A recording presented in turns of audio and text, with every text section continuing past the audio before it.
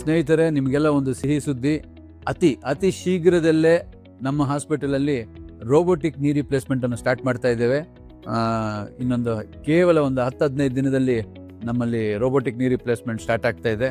ಇದನ್ನು ಸದ್ಬಳಕೆಯನ್ನು ಎಲ್ಲರೂ ಮಾಡ್ಕೊಳ್ಬಹುದು. ಭಾಳ ಜನ ನೀ ರಿಪ್ಲೇಸ್ಮೆಂಟ್ ಮಾಡಿಸ್ಕೊಳ್ತಾ ಇದ್ದೀರಾ. ಅಂಥವರಲ್ಲಿ ಮೂಳೆಗಳು ಕೆಲವೊಂದು ಬೆಂಡಿದ್ದಾವಾಗ ಅದರದ್ದು ಆ್ಯಕ್ಯುರೇಸಿ ಇಂಪ್ರೂವ್ ಆಗೋದಕ್ಕೆ, ಔಟ್ಕಮ್ಸ್ ಇಂಪ್ರೂವ್ ಆಗೋದಕ್ಕೆ ರೋಬೋಟ್ ಬಂದಿದೆ. ಅದರಿಂದ ನೀವು ನೀ ರಿಪ್ಲೇಸ್ಮೆಂಟ್ ಮಾಡಿಕೊಂಡು ನಿಮ್ಮ ಮಂಡಿ ನೋವಿನ ಪರಿಹಾರಕ್ಕೆ ಅಥವಾ ಹಿಪ್ ಜಾಯಿಂಟ್ ರಿಪ್ಲೇಸ್ಮೆಂಟಲ್ಲಿ ಇದನ್ನು ರೋಬೋಟ್ನ ಅಳವಡಿಕೆ ಮಾಡ್ಕೊಳ್ತೀವಿ. ಇದನ್ನು ಪ್ರಿಸಿಷನ್ ಹೆಚ್ಚು ಆಗುತ್ತೆ. ಆಲ್ಮೋಸ್ಟ್ ನಾವು ಹ್ಯೂಮನ್ ಎರರ್ ಅಂತ ಏನು ಹೇಳ್ತೀವಿ, ಮನುಷ್ಯ ಮಟ್ಟಿಗೆ ನಾವು ಆಪ್ರೇಷನ್ ಮಾಡ್ಬೇಕಾದ್ರೆ ಒಂದು ಸಣ್ಣ 2 ಡಿಗ್ರೀಸ್ ಆ ಕಡೆ 2 ಡಿಗ್ರೀಸ್ ಈ ಕಡೆ ನಾವು ಸ್ವಲ್ಪ ಕಟ್ ಜಾಸ್ತಿ ತೊಗೋಬೋದು. ಯಾಕಂದರೆ ನಾವು ಕೈಯಲ್ಲಿ ಮಾಡುವಾಗ ರೋಬೋಟ್ ಇಟ್ಕೊಂಡು ಮಾಡೋದ್ರಿಂದ ಆ ಒಂದು ಸಣ್ಣ ತಪ್ಪು ಕೂಡ ಆಗದೆ ಆ್ಯಕ್ಯುರಸಿಯನ್ನು ಇಂಪ್ರೂವ್ ಮಾಡಿ ಔಟ್ಕಮ್ಸ್ ಚೆನ್ನಾಗಿ ಕೊಡೋವಂಥದಕ್ಕೋಸ್ಕರ ನಿಟ್ಟಿನಲ್ಲಿ ನಾವು ರೋಬೋಟ್ ತಗೊಳ್ತಾ ಇದ್ದೀವಿ.